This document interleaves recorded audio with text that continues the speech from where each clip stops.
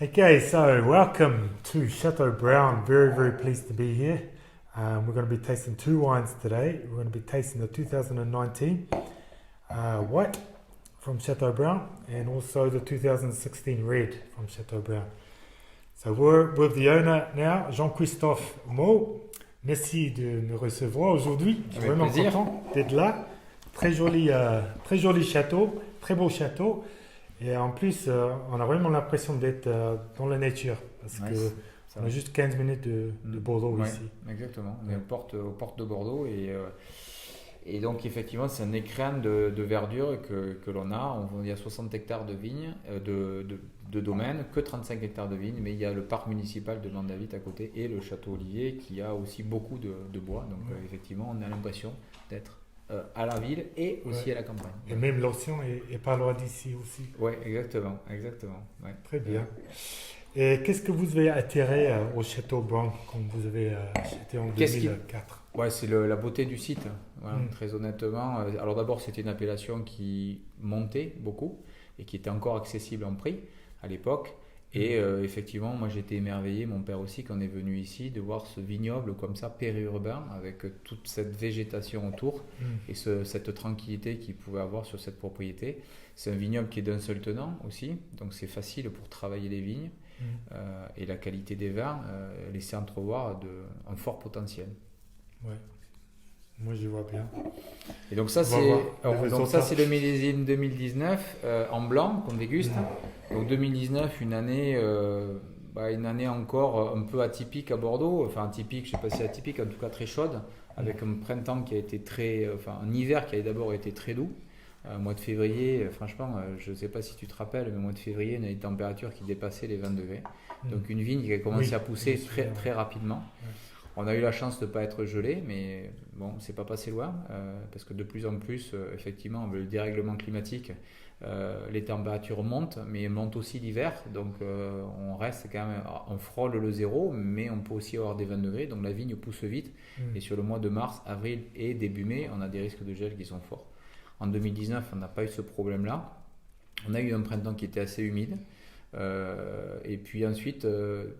alors même, je dirais humide, qui a été assez problématique sur les Cabernet Sauvignon parce que pendant la floraison, on a eu un peu de pluie sur les Cabernet Sauvignon, donc on a une récolte qui n'était pas très importante dans Cabernet Sauvignon, qui était plus en Merlot. Et puis ensuite, on était, comme souvent ces dernières années, un été qui est très chaud et très sec sur le mois de juillet et sur le mois d'août. Heureusement, on a eu un peu d'eau fin juillet, mais quand même, on a eu un stress hydrique qui était quand même assez fort. Donc on a décidé de ramasser assez vite les blancs pour garder cette aromatique sur le Sauvignon, qui est hyper importante pour faire des jolis vins blancs. Et là, ça se voit déjà pas mal, le 2019. Alors ouais, ça c'est un vin qui est en bouteille maintenant depuis le mois de septembre, donc il commence à être agréable à boire, ça a toujours pendant entre 3 et 6 mois où il est un peu chahuté par ce qu'on appelle la mise en bouteille, mais il commence effectivement à être assez agréable à boire maintenant. Moi je conseille pas de le décanter, mais en tout cas de l'ouvrir une bonne heure avant de le boire, ça va lui faire du bien un petit peu, l'oxygéner. Mm. Et tu vois, malgré l'été qui a été très chaud, ce qu'on est allé chercher c'est l'acidité, donc tu vois, il y a une acidité qui est assez présente, c'est vraiment la colonne vertébrale du vin. Sur les vins rouges, on tend forcément moins vers ça, mais sur les blancs, l'acidité c'est quand même important. Ouais. Qu'est-ce qu'on a au niveau des arômes? Moi, c'est des arômes assez florales, je trouve, qui ne sont pas masqués par le bois, parce que souvent quand on élève des vins en barrique pendant 8 mois, on peut être masqué un petit peu par des arômes de vanille ou des arômes de bois grillé. Là, pas du tout. Ça va être assez floral, ça va être aussi agrumes souvent, je trouve qu'on retrouve un petit peu parfois, surtout sur les millésimes qui sont un peu chauds, l'ananas. Voilà, on le retrouve, je trouve un petit peu, mais très légèrement. Et on essaye justement de ne pas basculer dans ces arômes un peu secondaires sur les blancs qui peuvent donner un côté un peu exotique et qui va masquer les arômes sympathiques que peut apporter le Sauvignon blanc, quoi. Il a deux cépages, disons. Oui, Le pardon. Sauvignon et Alors, Sauvignon blanc. c'est vrai que historiquement, Pessac-Léognan, c'est surtout du Sauvignon blanc. Voilà. Mais il y a des domaines comme Brown qui utilisent pas mal le sémillon. Je ne sais pas quelle est la moyenne, mais je pense qu'il y a un peu plus de Sauvignon que nous pouvons, de sémillon que nous pouvons l'utiliser. Nous, on est à 75% en moyenne de Sauvignon et 25% de sémillon. Mais il y a beaucoup de domaines qui sont plutôt à 80, 85, 90%, voire 100% de Sauvignon. Le sémillon, c'est un cépage qui va apporter un peu plus de gras, un peu plus d'onctuosité au vin, un peu plus de volume. Et qu'est-ce qu'on peut manger avec ce joli vin? Écoute, moi, je le conseille souvent sur des viandes blanches, mais également, je te dis, sur des fromages, parce que je trouve que ça s'accorde très bien avec les fromages, voilà, et notamment des pâtes dures, soit des vins du Pays Basque, des fromages du Pays Basque sur des chèvres par exemple, des brebis pardon, ou alors des vaches, tout simplement des produits, je sais pas, je peux pas te donner peut-être du comté par exemple qui fonctionne très bien. Alors pas du comté trop vieux parce que du comté 36 mois par exemple, ça va être des arômes qui sont très forts, donc ça peut masquer un peu les arômes du vin, mais sur un comté jeune 18 ou 24 mois, c'est plutôt sympa. Parmesan, je trouve que c'est trop fort. Le Cantal, voilà, ça peut être sympa. Bon, et puis sinon les auvergnates, elle va être contente. Et presque tout le fruit de mer, on peut manger. Ouais, tu peux manger avec les fruits de mer, mais c'est bon. Plutôt le poisson. Ouais, plutôt le poisson, les fruits de mer. Bon, je ne vais pas dire qu'il ne faut pas le manger avec des huîtres, mais c'est quand même un petit peu dommage parce que c'est pas un Sauvignon trop simple, c'est un Sauvignon plus travaillé, donc qui s'accommode mieux, par exemple avec des turbos ou avec des dos de cabillaud par exemple, ça c'est super quoi. Voilà. Mais des poissons cuits, mais pas trop travaillés, tu vois, qu'il n'y ait pas des sauces et ceci, cela. Voilà, des poissons grillés avec un peu d'huile d'olive ou du citron, ça c'est le paf, c'est éclatant. Ça met ton faim. Tu vois. Mais tu vois, par exemple, le turbo c'est bien, le cabillaud c'est bien. Déjà la sole, je trouve que c'est un poisson qui est un peu plus fort. Pas sûr que ça. Le bar c'est bien. Parce que c'est riche comme texture. Ouais, exactement. Je vais tout essayer. Je reviens. Très bon. Oh là là. Et puis c'est des poissons qui sont locaux en plus. La sole un peu moins, mais le bar et le cabillaud, on en trouve pas mal dans la région. Je crois que ma femme va bien. Donc là, on change de cépage et de couleur. Donc ça, le rouge, 2016. Donc 2016, c'était aussi une année très chaude à Bordeaux. Souvent on le compare avec le 2015.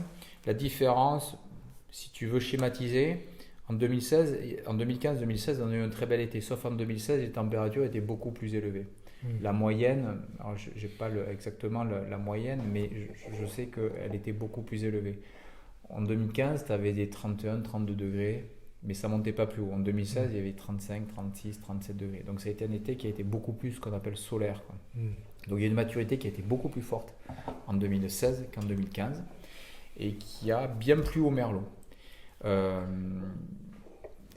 Historiquement, sur la propriété, il y a toujours une petite majorité de Cabernet Sauvignon, entre 55 et jusqu'à 70%, mais la moyenne doit se situer entre 55 et 60% de Cabernet Sauvignon. J'ai pas de Cabernet Franc, j'ai quelques pourcents de petits verres d'eau à chaque fois, et ensuite il y a entre 35 et 40% de merlot. Et comme je t'ai expliqué tout à l'heure, pendant qu'on visitait les chais, je laisse séparer tous les lots et je les assemble jusqu'à la fin. Et cette année-là, il y a un lot de Cabernet Sauvignon qui ne m'a pas du tout plu. Voilà. Et à la fin de l'élevage, j'ai décidé de ne pas l'intégrer dans le grand vin. Et donc c'est le seul millésime sur lequel j'ai un gros pourcentage de merlot. Donc là, il y a 65% de merlot. C'est l'exception depuis que je suis à la tête de cette propriété, où chaque année, on est toujours majorité de Cabernet Sauvignon. C'est des terroirs de Grave, donc le Grave et le Cabernet Sauvignon, ça fonctionne très bien. Mais là, cette année-là, les merlots étaient très jolis et les Cabernet Sauvignon, il y avait un lot qui était moins beau que j'ai éliminé. Voilà.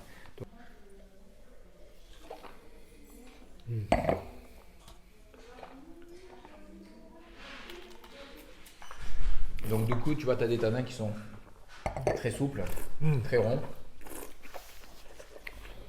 Beaucoup de fruits, ça c'est le côté exubérant du millésime. Beaucoup de soleil, donc une maturité. Effectivement, l'alcool amène toujours une sensation de sucrosité, donc c'est plus doux en bouche aussi. Comme c'est très mûr, il n'y a pas beaucoup d'acidité, donc c'est plus facile à déguster, puisque l'acidité souvent c'est un peu plus agressif. Bien évidemment, ça dépend des terroirs, mais je trouve que le Cabernet Sauvignon sur ce genre de terroir s'exprime mieux que le Merlot. Et d'en mettre beaucoup dans mon assemblage, je trouve que c'est vraiment un plus pour la typicité des vins que je veux faire. Voilà. Quand même, c'est pas mal. Non, mais c'est pas mal. C'est joli. Mais je trouve que ça perd un petit peu du caractère, ou en tout cas de l'ADN des vins que j'aime bien faire à Bronx. Ouais. Avec voilà, ce Cabernet Sauvignon qui pour moi est vraiment une grosse partie de l'ADN des vins.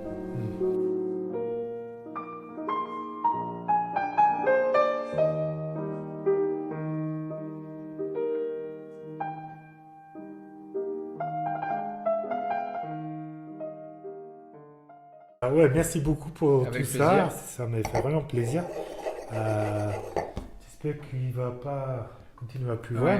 Mais tu dois revenir quand il y aura des vignes, des ok, feuilles. avec plaisir. Il faut qu'on filme à l'extérieur et qu'on parle d'autres choses. Avec plaisir. Et puis il n'y aura plus le Covid, donc on pourra manger ensemble. C'est vrai. Il faut, ouais. There you go, guys. Hopefully you enjoyed that. Beautiful tasting of 2016. The red and the white 2019. Hopefully you enjoyed that. Cheers. Merci. Merci.